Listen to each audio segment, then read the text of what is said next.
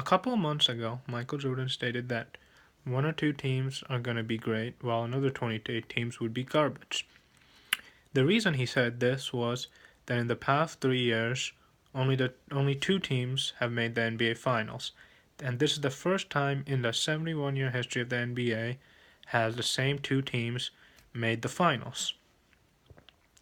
Today I'll be explaining the evolution of the modern super team and how we got to that point. As an NBA fan, over the past 10 years I've seen this rise happen with my own eyes, and most of the stats I will use in this speech comes from the site Basketball Reference.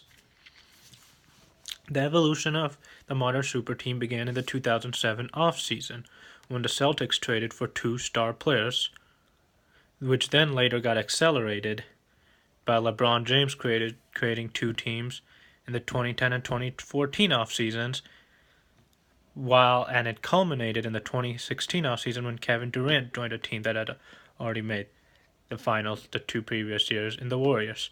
Now, how these super teams are different from the super teams of the past, where the super teams of the past were either super teams created usually through the draft, whether it was the Bulls what got Jordan and Pippen, or the Lakers of the 80s with Magic and Kareem, and the Celtics with Bill Russell.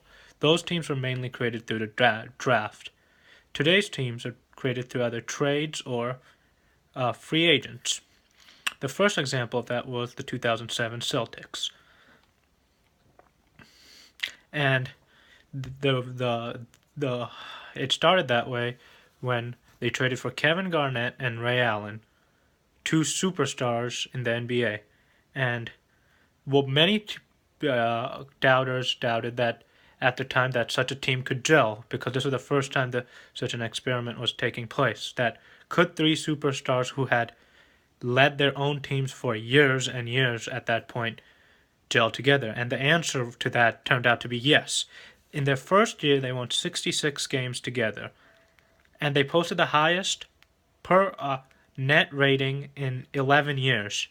And net rating is how much points you score per 100 points versus how much you give up per 100 possessions. And throughout that year, they won a championship by defeating teams who are an NBA powerhouse the few seasons before that, and defeated the player who won the Most Valuable Player award for that season, Kobe Bryant. And the Lakers, seeing how good the Celtics were that season, traded for their own star named Pau Gasol. And this also made them rise, and in the 2008 NBA Finals, both teams clashed, and the Celtics, having the better super team, won. And in the 2010 NBA Finals, the Lakers had reloaded more with another player named Ron Artest, and this time they beat the Celtics. This led younger superstars like LeBron James to not win any championships during that period, so they decided that if they had any chance of dethroning either the Lakers or the Celtics, they'd have to create a super team as their own. Eventually, age and injuries would stop the Celtics from winning multiple championships, but the concept of the super team was just beginning.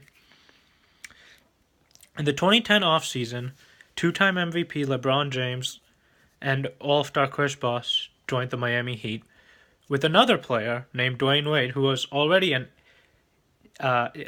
top 5 player in the league and a prior champion. And unlike the Celtics, this super team had younger players, and they were not traded for, which meant they didn't have to give up players in return to get them. And throughout their run, teams tried to create their own version of the Miami Heat. For example, the Knicks tried to do it when they traded for Carmelo, and the Lakers did it when they tried to trade for Dwight Howard and Steve Nash. They failed because, unlike the Heat, their players were rattled with injuries and old at the time they got them.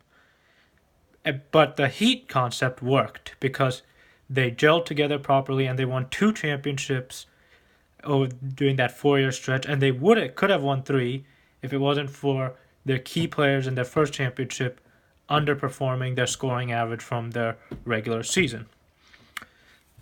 Eventually, injuries to Wade would stop the super team from going on longer, and LeBron James once again decided to create his own super team back in Cleveland, his original team.